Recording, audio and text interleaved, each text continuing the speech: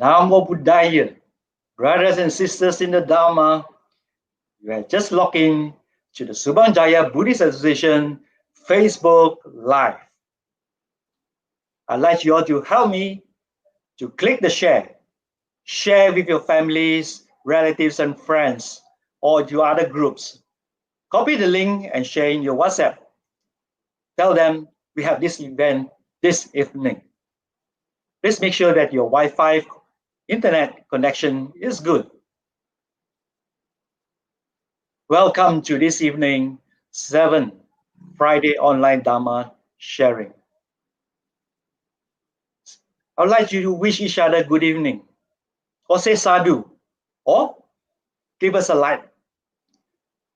Thumbs up while waiting for those who are still typing the words in the comment box. Allow me to highlight tonight's Dharma sharing. Happiness is a choice, part 1. Begin with the cultivation of the mind and heart. Our speaker tonight is Sister Mian. Later on, if you have questions regarding the talk, just type your questions in the comment box. Before we proceed, let us take our 3 refuges and observe the 5 precepts. Let us pay homage to the Triple Gem. Buddhang pujemi, Dhammang pujemi, Sanghang pujemi.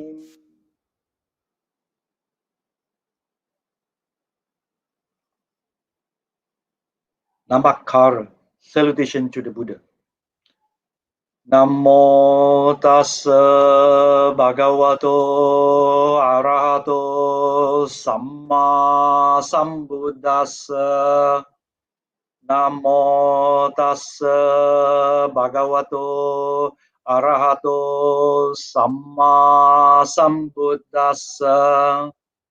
Namo tassa bhagavato arahato samma sambuddhassa.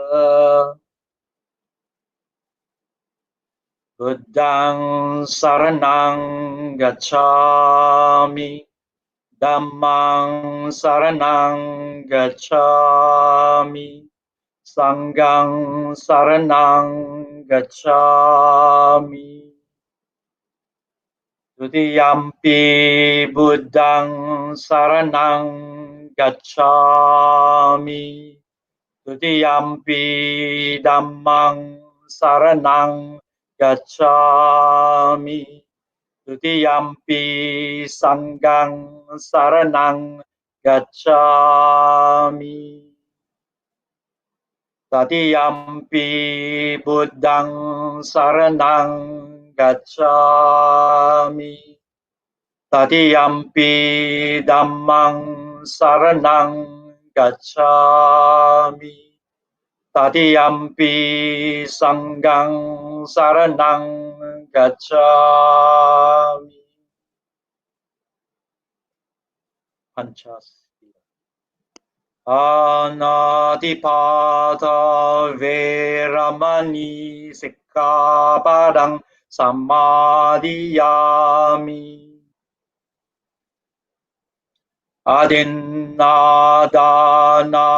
veramani sikkhapadang samadhiyami. Kamesu miccācara veramani sikkhapadang samadhiyami.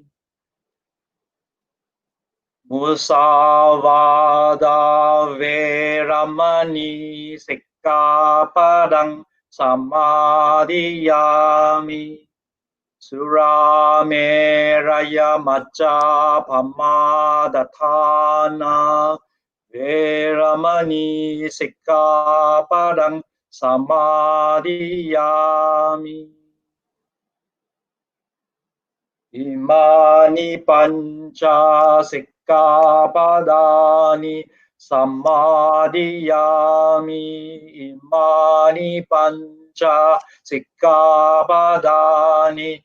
Samadhiyami imani pancha sikkhapadani. Samadhiyami.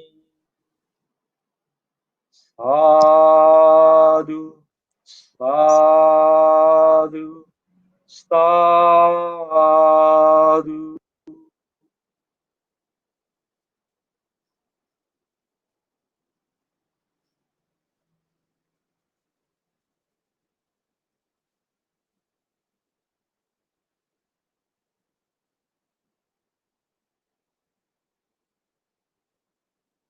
We shall now proceed with the Dharma sharing by Sister Miyan. I shall hand over control to Sister Oying, who will tell you more about the speaker.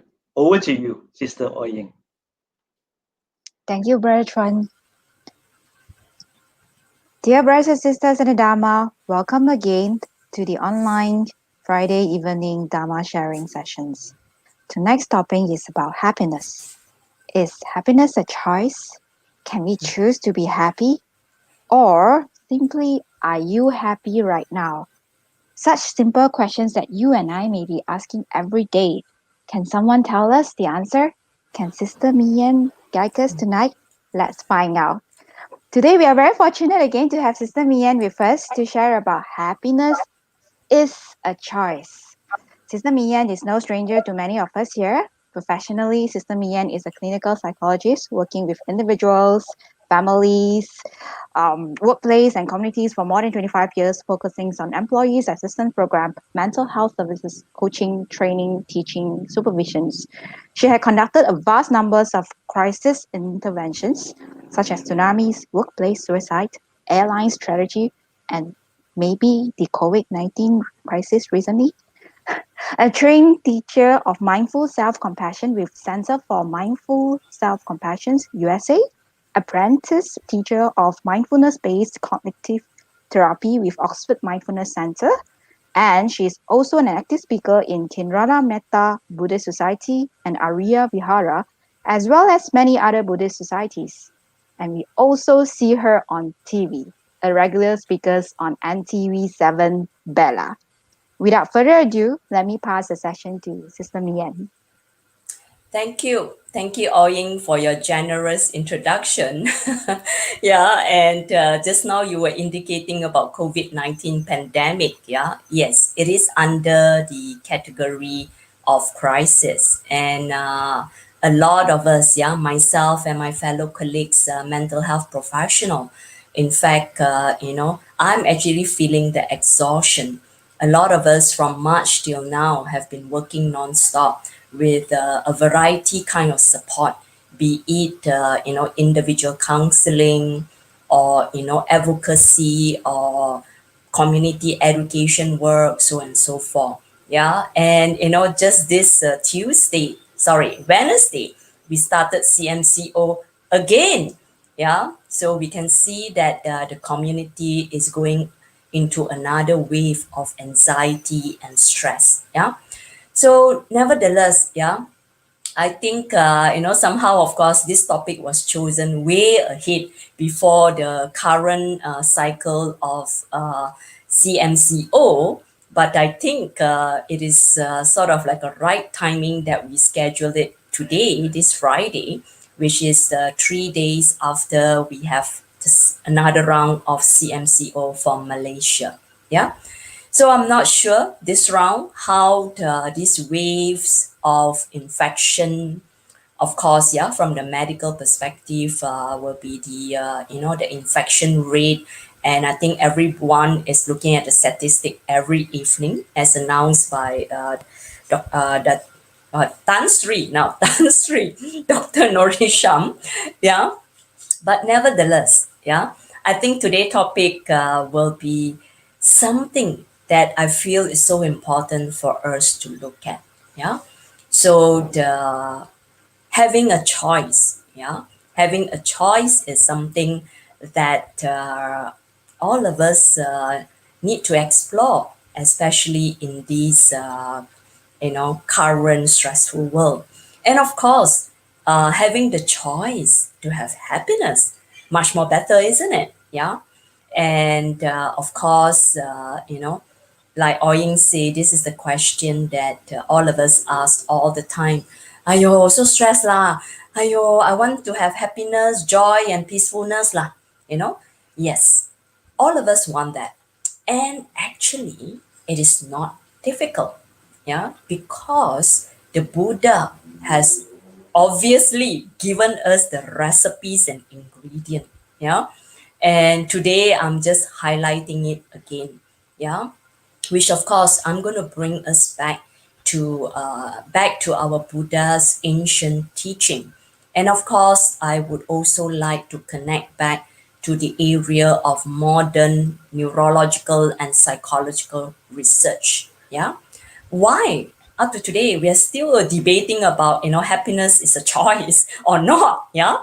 It's because, yeah, it is definitely not easy path in terms of cultivation of the mind and the heart.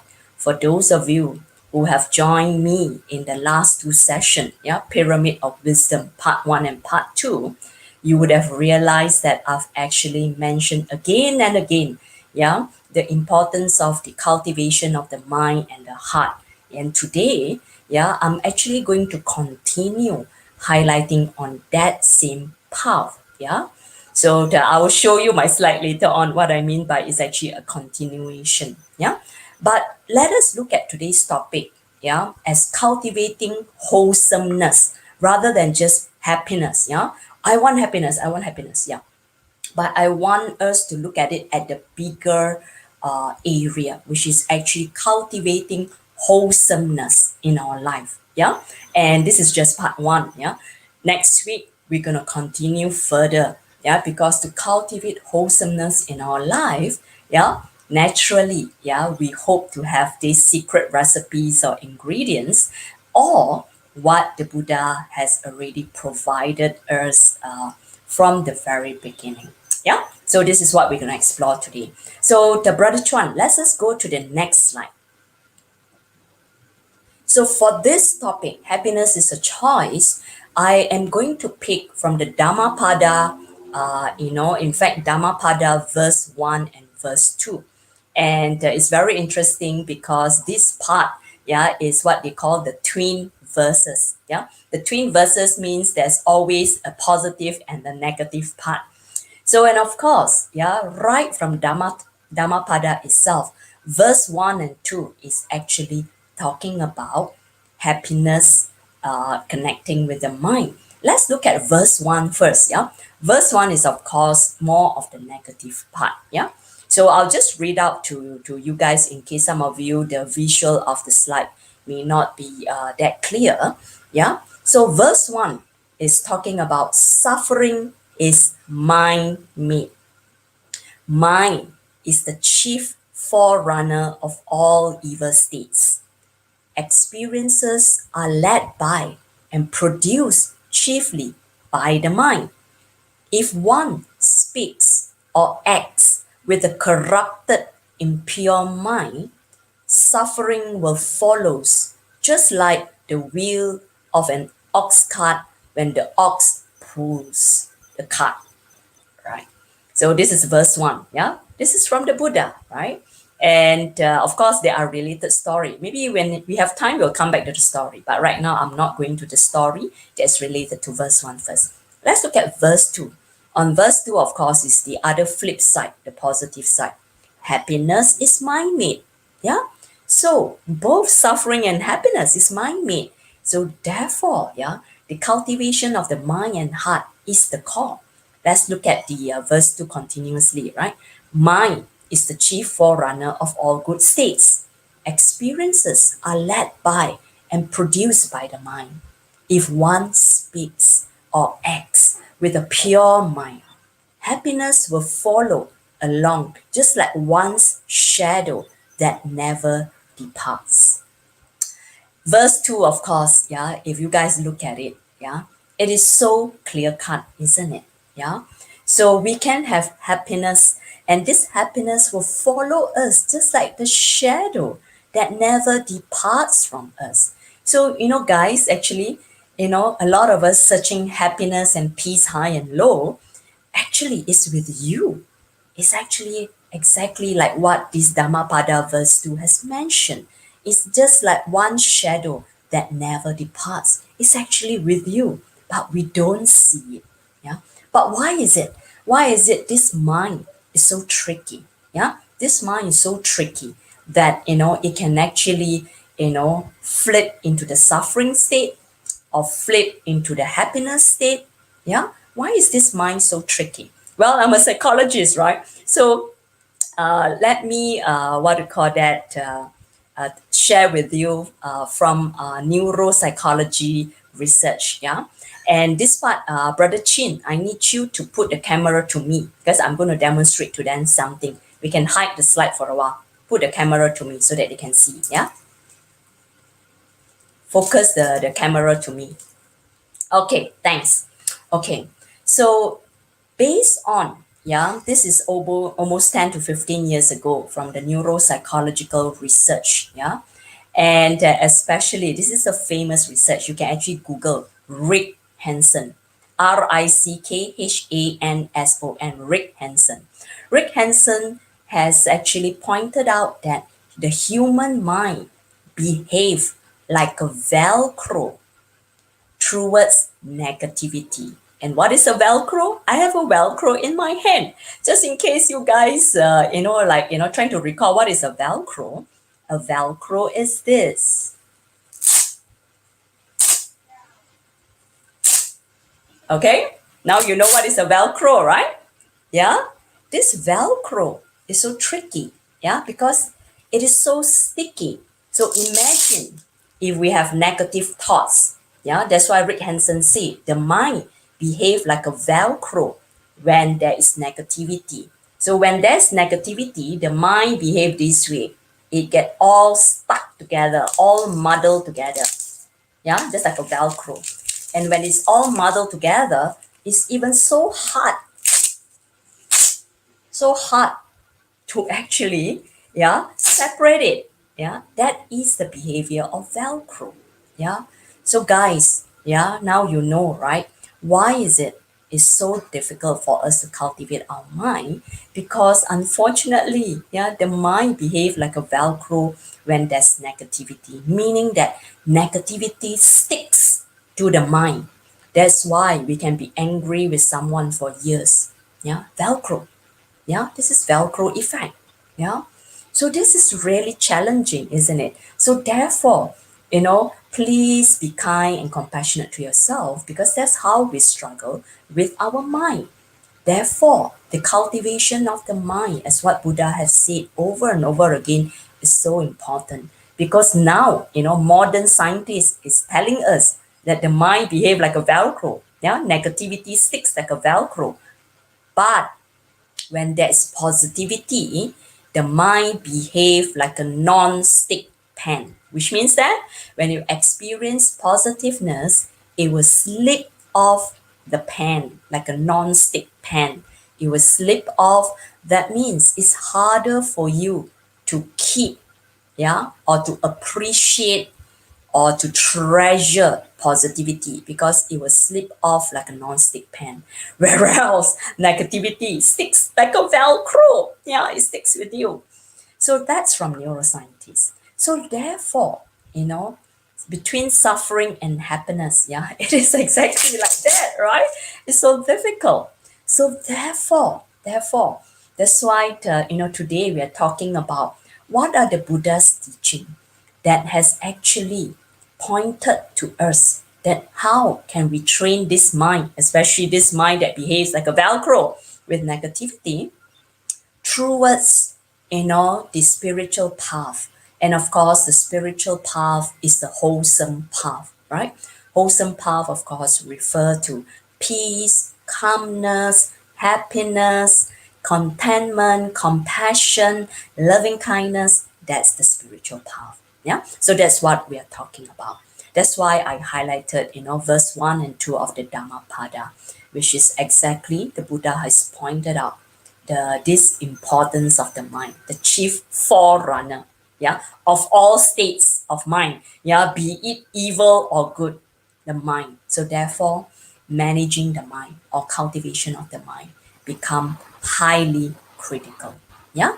And especially, I think during this period of pandemic, yeah, it's very easy that a lot of us can slip into stress, anxiety, and even depression, because there's a lot of somehow or rather panic, you know, people spreading, or highlighting news that is being amplified, like the recent one, Utama, number of cases, number of positive COVID-19 cases, big debate about one Utama number of cases, how it's counted.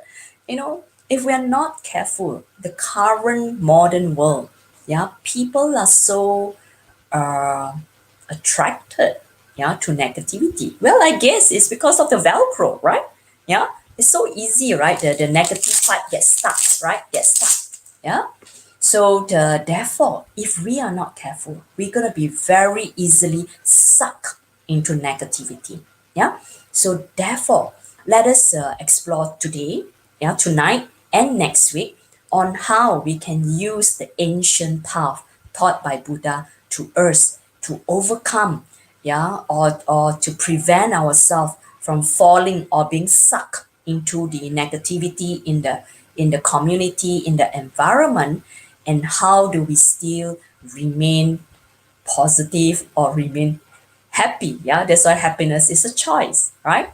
So at this point, I would like to get Brother Chuan to give me the second slide. Oh no, the third slide, yeah, depending on how you count it. The next one, yes. Okay, thank you, Brother Chuan. Okay, so as I was preparing for this topic, yeah, because I can really pick from any of the Buddha's teaching to talk about making choice, yeah, making happiness as a choice. And I chose the Noble Eightfold Path, yeah, because in a way I've started discussing that during my previous two session, yeah, this Friday online Dharma sharing that I had end of August and early September, where I actually started the sharing already. And those of you that tuned in that time, if you remember, we were actually referring to the one of this Noble Eightfold Path, which is the right mindfulness under the mental development segment. So for the Noble Eightfold Path that has been taught by the Buddha, it is separated into the three categories. Yeah, the first one is wisdom in English, or panya in Pali, which is referring to right view, or some name it right understanding. And the second one is right intention, or some name it as right thought. So this is under the wisdom group. And tonight we're going to talk about this group, the wisdom group. Next week, we're going to talk about the second group, which is the ethical conduct, or in Pali, sila. Yeah. And the ethical conduct group, we are talking about right speech, right action, right livelihood. Yeah. So that one will be next week. And like I mentioned in my last two sessions, yeah, I started talking about right mindfulness, yeah, which is under this mental development category, or samadhi, yeah. And today, I am also going to highlight right effort, which is under this mental development category. The only one that I probably will not have time to talk about today and next week is on right concentration, which is referring to the four stages of jhanas, yeah, in our meditation practice. So perhaps the next speaker can pick it up and talk more about from the meditative practice, referring to right concentration or the four stages of jhana, right? Okay, so we're going to anchor on the Noble Eightfold Path as our path, as our guide towards happiness, so that happiness is our choice, right? So, and the Noble Eightfold Path, uh, you know, I really go back to this part of the the Buddha's teaching over and over again, because I feel that this is the core. Because after the Four Noble Truths, yeah, this is where, yeah, it is revealed that by following the Noble Eightfold Path, that's where we can actually proceed in our path or journey towards enlightenment. So in fact, yeah, of the many other Buddha's teaching in I think 84,000 collection of the Buddha's teaching, 84,000, and of course I don't think we are capable to read every one of them, but actually the core will still point back to the Four Noble Truths and Noble Eightfold Path. That's why I keep coming back to Noble Eightfold Path for my own practice, for my own practice itself. And like I say, in fact, right mindfulness itself under mental development itself, and if you guys remember, that is, from the previous session where I share about the Mahasatipatthana Sutta, the four foundation of mindfulness. That itself, the practice will, we really need a lot of homework and effort to do that meditative practice itself. Yeah. So this is advertisement time. So in case those of you who missed our previous session where I spoke about right mindfulness, so you will have a choice to revisit, of course, our Subang Jaya Buddhist Association Facebook page. Go back to August 28th, if I'm correct, and September 4th. Please watch the recorded video. So that's where I share about right mindfulness. So Brother Chuan, can I move on to the next slide? I think my next slide is reminding them about the previous session. So, and of course, I didn't only talk about four foundation of mindfulness or the Mahasatipatthana Sutta. I actually even incorporated the four Brahma Viharas. And again, for those who missed that session, let me just give you a quick recap. This is very important, especially I'm a psychologist, and for me, our Buddha is the greatest psychologist of all. If you're talking about the psychology of emotion, this is the psychology of emotion, that is taught by our Lord Buddha, which is the four Brahma Viharas, or the four immeasurable. These four emotion, if you practice and cultivate metta, loving kindness, karuna, compassion, mudita, appreciative joy, and upekkha, equanimity. If you just practice this, what I call our four Buddhist psychology of emotion, naturally, happiness is your choice already. So this practice itself is very, very core and important. And for me, I incorporate that together with the Mahasatipatthana practice. So go back to that 2 session if you would like to follow the guided meditative exercise that I guided everyone on that 2 nights. On August 28th and September 4th, we have meditative session within this Facebook Live, where you can see how I've introduced our practice, the integration, between the four foundation of mindfulness and the four Brahma Viharas. So that itself, I'm repeating it here because it is a revision. It is part of what we are talking about today. Happiness is a choice. Because it's one of the Noble Eightfold Path. It's the number 7, right mindfulness. Okay. So I'm gonna be like a strict teacher. This is part of the homework. You cannot skip this homework. Because this is our core meditation practice. We cannot skip this. Right mindfulness and of course right concentration under the mental development categories or the samadhi practice. So please go back to that. But let me focus on today what I would like to stress on how we can make choices. Brother Chuan, can I have the next one slide? How to make a choice, right? So I guess I'm not giving you guys a choice, huh? Yeah, just a me and a big joker. What is she talking about? I am not giving all of you a choice because we only have one choice. The choice is to practice. Yeah, because I have highlighted to you just now about neuropsychological research have pointed out how tricky the mind is. So therefore, yeah, when the mind is so easily inclined towards negativity, I haven't given you another piece of the psychological research apart from Rick Hansen. Let me give it to you now since I'm talking about we have no choice. Yeah. Another piece of our neuropsychology research. This is by two Harvard psychologists, Killingworth and Gilbert, 10 years ago, 2010.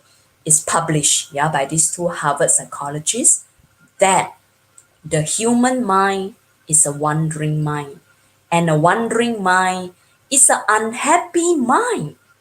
So even modern neuropsychologists is saying exactly what Buddha has said to us in Dhammapada verse 1 and 2, right? So Killingworth and Gilbert says that the human mind is a wandering mind, and a wandering mind is an unhappy mind. And the worst is, yeah, listen to this statistic. Killingworth and Gilbert say 47% of the time our mind will be wandering away. That means we are not paying attention to what we are doing right now. That means 47% is just almost 50%, right? That means whatever you're doing, you know, half of the percentage you're not paying attention. That's how the mind is so, unstable, or like I say, keep wandering away. Yeah. And, that's how tricky our mind is. Yeah. That 50% of the time we cannot focus on what we are focusing right now. Yeah. Like, don't know, I'm joking. I think I'm not joking. I think I'm right. Some of you, as you're listening to me now, yeah, on this Facebook live session, you are probably also browsing your phone if you're following this on your laptop. Yeah. Okay. Yeah. That's how our mind, yeah, will be doing multiple things at the same time, and it's actually not healthy. Yeah. But I have a third part of Killingworth and Gilbert's data. Yeah. The wandering mind is so unhappy, but if we can get the wandering mind to just focus on something as simple as a mundane activity like commuting on a bus. This is an example from them, not from me. They say that if the mind can just focus on a mundane activity like commuting on the bus, okay, I'm sitting on a bus or I'm standing on the bus, if you're able to focus on something mundane and simple, the mind technically is happier when the mind is focused compared to when the mind is wandering and wandering and wandering. So therefore, now you know why Buddha keep teaching us, yeah, urging us to meditate. Because when we meditate, we are training the mind to focus, yeah, on the breath, yeah. At least this is the mindfulness of the breath, right? So, or mindfulness of the body, yeah. If you go back to Mahasatipatthana Sutta, yeah. But the core is when the mind can be trained to focus on something, the mind technically is happier. Okay, so I'm giving you the psychological research data. Yeah, so therefore, we must make a choice, right? And how do we make a choice to be happy, to be peaceful, to be calm? And I feel that our Noble Eightfold Path number 6, yeah, right effort. Yeah. If you don't remember the chart just now, don't worry, guys. I will actually post all these slides, yeah, on the Facebook, so you can have my slides as a reference. But of course, the Noble Eightfold Path, yeah. If you follow the 3 category, right effort is the 3rd category under Samadhi, mental development. I pick to highlight this right effort because I feel that what is being defined for our right effort practice, it is so true. And it is with this that is helping us to make a choice. Let us read what is highlighted under right effort. Right effort is the energetic will. And this energetic will is actually having four categories. Yeah. First, that means the right effort to prevent evil and unwholesome state of mind from arising. We need right effort to prevent this one, number one. Yeah, the evil and the unwholesome state of mind from arising. We need the right effort to get rid of such evil and unwholesome states that have already arisen within the man. That means the first one is that if it has not arisen, we better prevent it. The second one, if it's too late, wow, negative thinking already a lot in the mind, then we have to get rid of this negative state of mind. And the third one, this is, it's always in the, the twin verses I talk about. The third one is the positive one. We need the right effort to produce, to cause, to arise good and wholesome state of mind that has yet arisen. That means, it is our choice, it is our effort to cultivate positiveness. Yeah, that's what number 3 is talking about. To produce, to cause, to arise good and wholesome state of mind that has not yet arisen. And the fourth, of course, yeah, to develop and bring to perfection the good and wholesome state of mind that already present in a man. Yeah, you see the two negative and the two positive that comes together. Yeah, so if we practice this noble eightfold path number 6, yeah, and right effort by doing this 4th step, therefore it's so clear, right, that we are already making choices in our life. Yeah, and these choices that we make through putting in the right effort to just do these 4 things, if we can just practice these 4 things over and over again every day. Yeah, that's why this is under the mental development category under Noble Eightfold Path. If we practice right effort with this 4 component over and over again every day, that is definitely helping to cultivate the mind that will actually, incline towards the happiness path, right? So right effort. Yeah, how to make a choice? Practice right effort. Okay. So I hope making a strong statement here is that we hear enough of a lot of complaints, critique, and so on and so forth. That lah, I got no choice lah. I have this boss, I have this job. I'm stuck with this person or whatever. Yeah, we always say that we have no choice, but we do have a choice. But of course, I know, yeah. To make a choice, we need skills, yeah. So then there are many different skills that, of course, we need to practice, right? Like effective communication for our interpersonal relationship, yeah, and so on and so forth, managing conflict, and so on and so forth. But first and foremost, you must first go back to the basis by accepting that you have a choice and you can make a choice. And when you practice and or you apply right effort, I can guarantee you, you are on the path of making choices in your life. And if you remember these 4 guidelines under right effort, the choices that you make in your life will be all right. Yeah, will be workable. Okay. Yeah. So I'm not giving you a choice today. You have to accept, yeah, this right effort. But joking aside, guys, let me just patah balik, rewind a little bit. Let us, sorry, let me, share with the audience today, in case some of you who are not familiar with this Noble Eightfold Path, yeah, it is actually not to be practiced one by one, like starting with the first category, under the wisdom category, the right view or the right understanding, followed by, the right intention or the right thought, and then followed by, 1, 2, 3, 4. It's not like that, yeah. Noble Eightfold Path are meant to be practiced together or concurrently. Or of course, it depends on each of us, yeah, where we are in our practice, yeah. So but naturally, this eight path, Noble Eightfold Path that is taught by Lord Buddha, our teacher. Yeah, it is meant for us to be integrated into our life as a practice, as a path.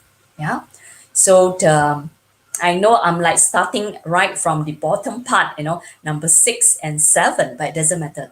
Yeah, you will see that why I'm starting with the Noble Eightfold Path under the Samadhi category first, because I want to make a point to all of you that the mental development or the mental cultivation, the cultivation of the mind and heart is actually very, very critical and crucial.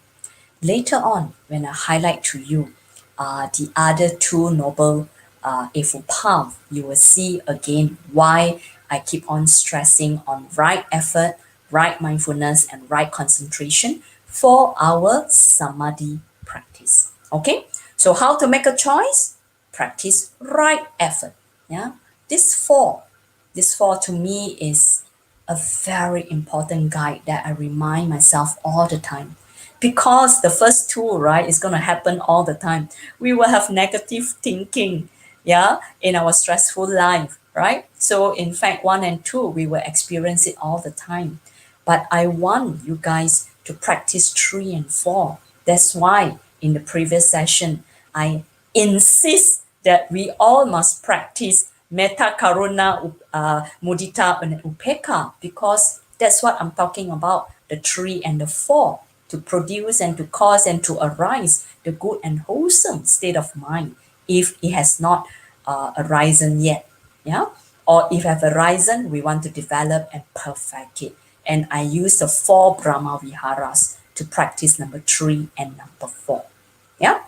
So if you have question after I have spoke about this, yeah, the right effort, please start keying into our comment box so that later on the Oying and I will come back and look at it. So let me quick. Oh my God, I very chong hey lah, 9:13 already. Okay, Brother Chuan, let me have my next slide. I haven't finished the other two. Yes. The other two is, of course, the number 1 and number 2 Noble Eightfold Path, which is actually the right thought and right understanding. Yeah. So I of course cut and paste to this because I want to make sure that I don't miss out. But let's read this together. Right thought under Noble Eightfold Path. What is the practice? Yeah, the practice here is that the cultivation of the thoughts of selfless renunciation or detachment. Yeah, thoughts of selfless renunciation or detachment, thoughts of love, thoughts of non-violence are extended to all beings. True wisdom is endowed with these noble qualities. And then, of course, the opposite. All thoughts of selfish desire, ill will or hatred, or of violence are result of lack of wisdom, yeah, in the sphere of life, whether in our individual, social, or political life. All right. So this is where it's so important, isn't it? Right? For us to cultivate right thought, right? So because we want to have within ourselves, yeah, this thought of always, detachment. That means the opposite of attachment, opposite of greed and attachment, right? So this thought of selfless renunciation, detachment, on another way to look at it is generosity in helping, yeah. So thoughts of love, thoughts of non-violence, yeah, towards all being. If we are able to practice that, definitely we are on the Noble Eightfold Path. And it is mentioned when our thoughts are full of this, right? Detachment, love, and non-violence. This is where true wisdom will arise. And of course, the opposites are the negative. And the similar group of, under the Noble Eightfold Path of developing wisdom, this is the wisdom category, yeah? Noble Eightfold Path 1 and 2, yeah? So, right understanding of things, yeah, and it's referring to right understanding of things as they are, as explained by the Four Noble Truths. This is what we call right understanding. Yeah. It is based on the Four Noble Truth, which is, of course, the highest wisdom that sees the ultimate reality. So, the kind of understanding that we want to practice in our life daily is this type of right understanding, which is the real deep understanding, or what is called pativeda, or penetration, that is the ability to see things in its true nature, accepting it as it is. Yeah. And this penetration or pativeda is only possible when the mind is free of all impurities or free from defilements. And when we are talking about mind being free from all impurities or defilements, is only can be practiced through meditation. Therefore, our Noble Eightfold Path, yeah, under the mental development category, the Samadhi category, right effort, right mindfulness, right concentration, has to come in. Yeah, you see how the Noble Eightfold Path practice is interconnected. And what is highlighted or reminding us here about right understanding is, all of us, yeah, our intellectual ability is actually just the general understanding, that we all of us have. This is the knowledge or the accumulated memory, data, or information, all this intellectual grasping of a subject according to all the data that we can find. Yeah, this is of course the mundane knowledge, yeah, or what in Pali is called anuboda. Yeah, so this is in fact one of our suffering, guys, because you know sometimes those of us who are highly intellectual, we actually suffer more because we tend to overthink. Yeah, the overthinking that is actually exhausting the mind. And in fact, it's the overthinking that is an obstacle in our meditation practice. Yeah. And this overthinking actually comes from this area. Yeah. This general understanding of knowledge, right? So therefore, it is not, how many Buddhist book that we have read. Of course, yeah, I'm not saying that we don't read, yeah, our suttas and Buddhist teaching. I'm not saying that, but I'm saying that we need to balance up on what we read on an intellectual level, yeah, with our meditation practice. Because if you look at this Noble Eightfold Path under the wisdom or the Panya category, right thought and right understanding. Yeah, it is very clear, highlighting to us, right? The meditation is so essential to cultivate true wisdom. Yeah, so Noble Eightfold Path 1 and 2, right thought and right understanding, yeah, is pointing back to the meditation practice, right? So our topic today, making a choice, yeah, making a choice, not only happiness, yeah, because we want to make a choice for our mind to be calm and peaceful, for our mind to practice towards equanimity, yeah. So all these choices is so important to be made because, yeah, you know that all of us leading a lay life, yeah, we are persistently challenged, right, by negativity. Like I say, the Velcro, research and also the Harvard research, talking about the wandering mind. And of course, from the Buddhist teaching itself, the simplest one that I can remember is talking about the three evil roots. Yeah. The loba, dosa, moha. Yeah. Loba is referring to greed or desire.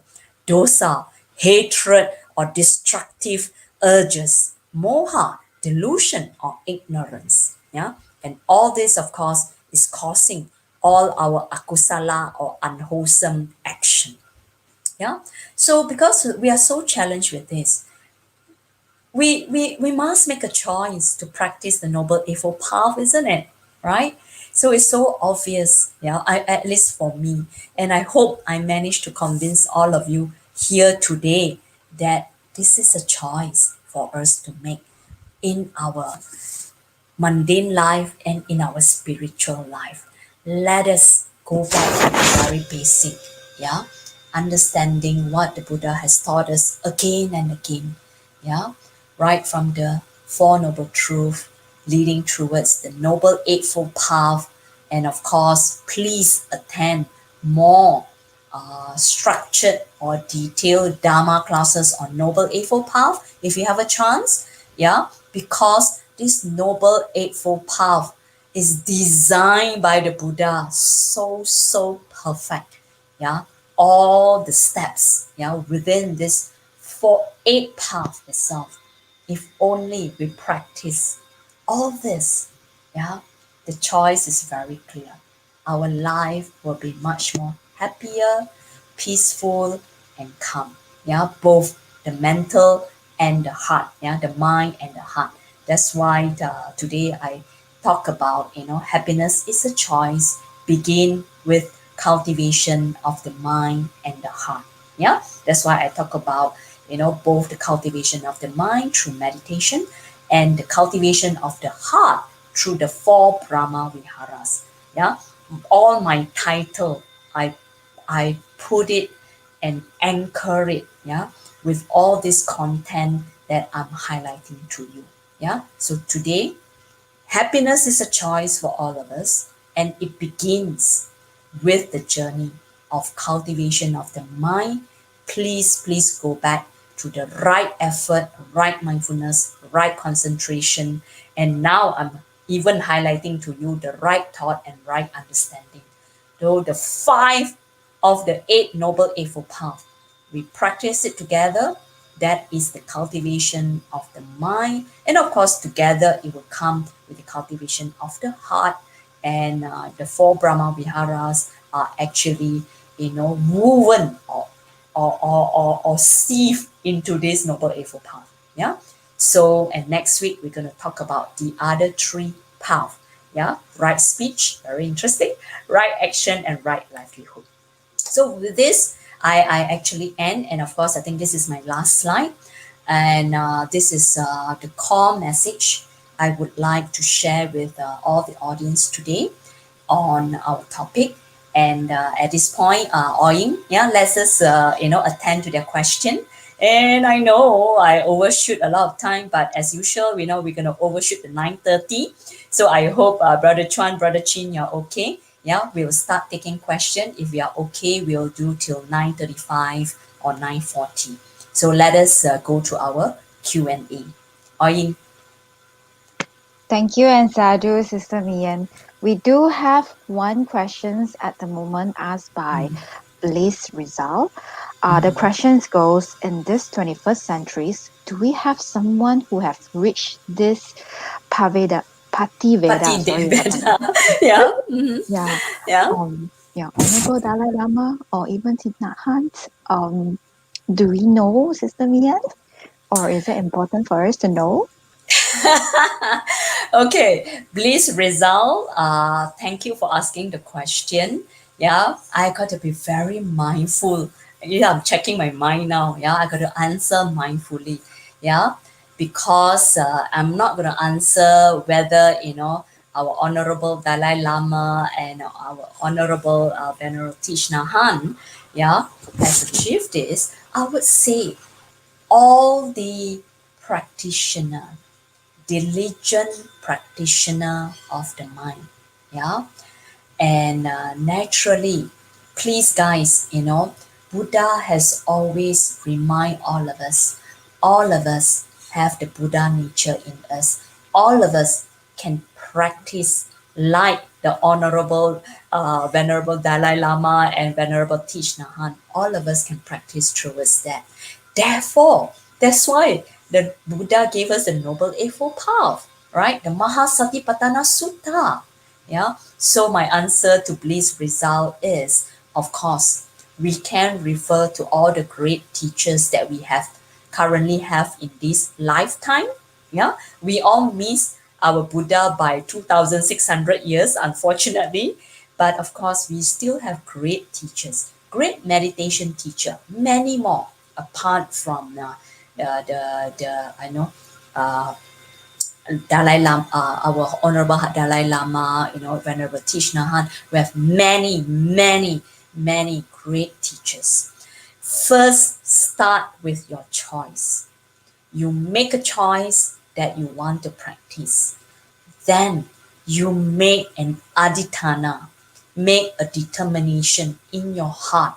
Yeah, make a determination in your heart, and including aspiration that you will meet great teachers to guide you. Yeah, in this very life. And a lot of times great teacher appear in our life. Yeah, I have many, many different great teachers that I continue to learn from. All we need is to make a choice. Make a choice, make a commitment, put in the right effort that I want to practice. That's how I'll answer bliss result. Any other question, Oi? Yes, there is another questions by Mm-hmm. this What Lawrence Lau, Brother Lau Mm-hmm. asks, can we develop mindfulness just through mantra chanting? Okay. Uh, brother Lawrence. Yeah, your name is a bit long, so I'll call you Brother Lawrence. Yeah. Definitely, because when we chant mantra, yeah, it definitely you are practicing concentration. So you have right concentration, right effort, and of course, yeah, the awareness or the mindfulness is there when you actually chant the mantra. If you don't have these three, yeah, this samadhi category, you actually cannot chant. You will keep on missing, your verses in your chanting. You will miss it because you are not able to focus. Yeah.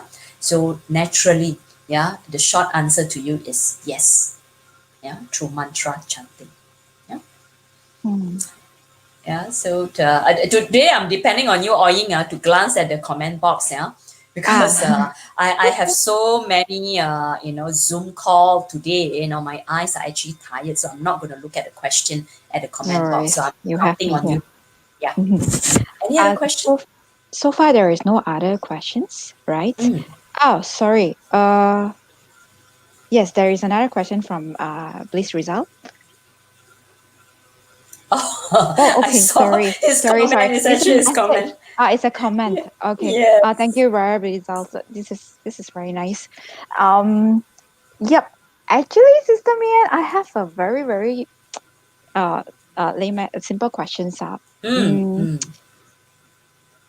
for people who does not practice or who have not exposed to the Noble Eightfold Path, mm-hmm, we all say that there's so much negativity nowadays, right, with COVID and so on, mm, so much stress. mm, How do we give a piece of advice to a friend who is always negative?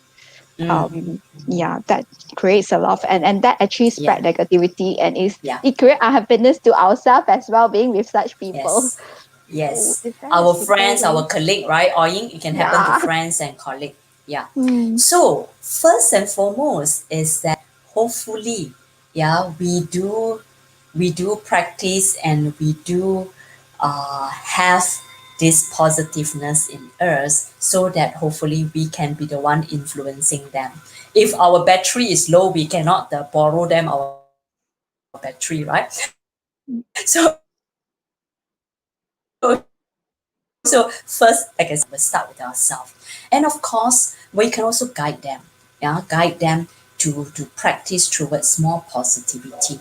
But remember, Oying, yeah, all of us come challenge, yeah, with the Velcro mind, yeah, or the 47% of wandering mind. So you need a lot of patience and effort to even support and guide a friend or a colleague that is negative, right? So remember, that is part of our practice and cultivation. Yeah. If we don't have that, we will get frustrated, or in fact, we will fall into that negativity together with them, and we will start criticizing and complaining. Like a colleague will complain about the boss, and then before we know it, we join them in complaining about the boss. Yeah. So it is really tough, managing this mind and heart. Yeah. So I would say that start if we can actually stand stable, calm, and equanimous, right? Then hopefully we can be that pillar for our that negative friend or negative colleague. And of course, when we are also quite low battery, low energy, so I would say the smartest way or the more wise way is to run away from them lah. You cleverly avoid all these negative people. And actually, Buddha has also mentioned about that. I'm supposed to talk about this next week, yeah, or in Okay. about friendship, yeah, because next Ah, week our topic is talking about the right livelihood and friendship, yeah. But exactly, yeah. So the one of the important part is also to be able to learn and generate and practice positivity from the group of people that is positive for us. Yeah. So for those people who are negative and is harming us, so we need to have the wisdom to actually walk away and leave them. Yeah. Where possible, where possible. I know lah, we cannot just quit our job just like that. Where possible. Or leaving them doesn't mean that physically, leaving the boss, quitting the job, not physically. It is also in terms of here, the mental processes. How are we able to maintain our own, equanimous or tranquility in the midst of all this chaos that's happening right in front of our eyes, our negative friends or our negative colleague, or so we have to make a choice. We make a choice. If we can influence them, guide them towards positivity, support them, help them, then we do. If we cannot, then we got to uh you know make sure we take time to step back, or what I call escape to go and practice first. So after we practice ready, our battery back to high battery, then we come back and we can support this friend. We got to do that. Yeah. right. So I can see some question coming in from the comment box. Yeah, I'm glancing at it. I Yeah. can still see it. Yeah. Any more question? We make sure we Well, answer that question. Yeah. yeah, we'll take the last question from Mm, Brother Luke. Yeah, it's okay. on the screen right now. Sometimes while Okay. chanting, my mind drift off and have to Mm, consciously pull back, distracting. mm. Any advice? Brother Locke, remember just now I talked about the Harvard research by Killingworth and Gilbert. 47% of the time, our mind will wander away. So, Brother Locke, congratulations, you're normal. Yeah, your mind wander away, getting distracted. And all we have to do is to return to our object of meditation, be it chanting or meditation. And of course, a lot of time our meditation object is the breath. So if the mind gets wander off, come back to the breath. Yeah. If we are chanting, yeah, the minds get drifted apart, come back. Yeah, in whichever verses, or sometimes when we chant we may need certain mechanism so that we can actually capture which line that we are chanting. So in case the minds wander off, yeah, so come back to the verses and continue, even if we are repeating the verses again. Yeah. So this is where the training here is, how much of the right effort that we are able to put in again and again. When the mind is negative or the mind wander away, come back, come back, come back. Yeah. Come back to the present moment. Yeah. The present moment here is either your breath, your object of meditation or your chanting, the verses of chanting. Come back again and again. And as you do that, you're practicing patience. You are putting in right effort, yeah, right concentration, right? So you are practicing the tree of the noble eightfold path, right effort, right mindfulness, right concentration by this action itself, knowing that or noticing that the mind drifted away. So we come back. And as we practice this also, put in your compassion. Yeah, be compassionate to your mind. Now that you have the scientific research, the psychological research, the data I gave you, we need to be compassionate towards our mind that keeps wander away. Yeah. So when you bring your mind back, bring it back with gentleness, with lovingness, with compassion. Yeah. Don't be angry at yourself. Yeah, that the mind get distracted. Yeah. Please, yeah, be compassionate towards the mind. Yeah, that is behaving this way. Keep wandering away. That's how you practice compassion and loving kindness on the spot. Yeah, as you are bringing back the wandering mind to your object of meditation or the object of your chanting. Yeah, that's how I'll answer Brother Luke. Okay, is that all the question we have, Oyin? Did we miss any that I need to answer after our live show? No, that's all for now. But Okay. if there's anyone who still have questions, you can Yeah. still leave it at the comments. Sister Mian will be able to take it as a later note, right? Okay. Yes, I will go and answer it later. Yeah, so if Mm, you still have question, please type it in. Yeah, because we need to end this live session. Yeah, we overshoot almost 10 minutes. But if you do have question, please put it in a comment box. It's part of my right effort as a speaker. I always return to the comment box and answer them after the live show. Yeah, so please do that. So let me thank all our audience today, yeah, for tuning in. Yeah, willing to make a choice on a Friday night to come and join us in this Dharma sharing. So I thank you for that. And then I'll pass over to the organizer to close the session. Sadhu, sadhu, sadhu.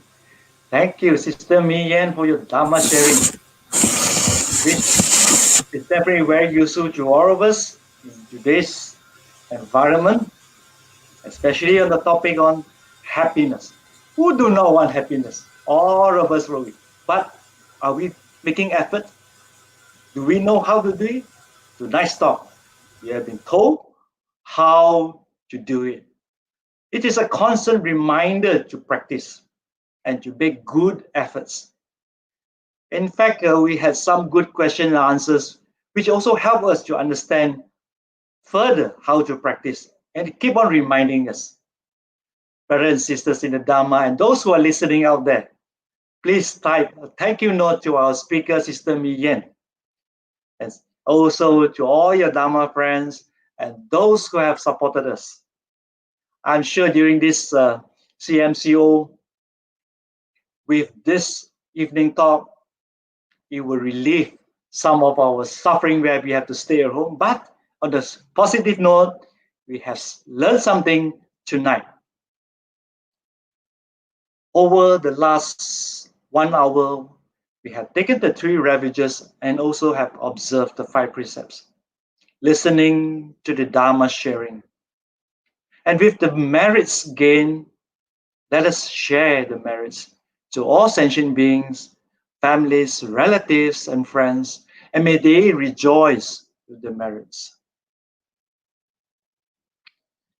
Imang no punya bagang mata pitu nancha acharya nancha sabha satanancha sabha mitanancha sabha nyatinancha sabha petanancha sabha devatanancha bhajema imang no punya bagang sabha satanang dema sabbe sata sukita hontu.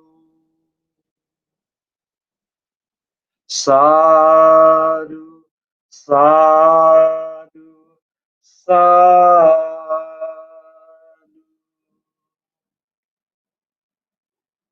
To our friends, before we end, let's pay homage to the Triple Gem. Budang Pujemi, Dhammang Pujemi, Sanghang Pujemi.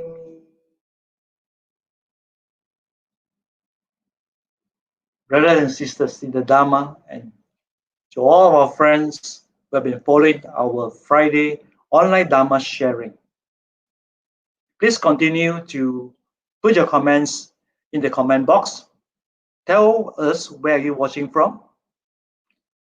We also have many of them following in our YouTube and not only Facebook. So remember to join us next week for part 2, Friday 23rd October, same time at 8:30 p.m. Next week, just visit the Subang Jaya Buddhist Association Facebook to look for our posters on the details. Do share the Dhamma sharing poster with your family, relatives, friends, and other groups. So before I say good night, may you and your family, relatives, and friends be well, happy, and free from suffering. During this COVID-19 pandemic, remember, be safe, stay at home. So see you next week, 23rd October, 8:30 p.m. Good night. Sabbe Sata Sukita Hontu.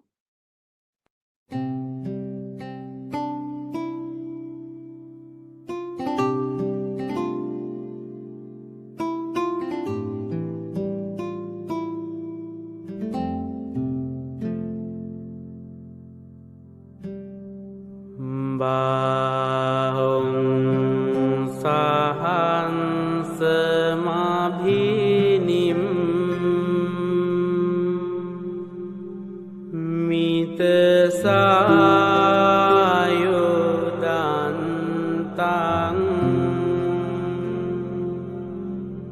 ngirimi kelang udita Sasene marang dana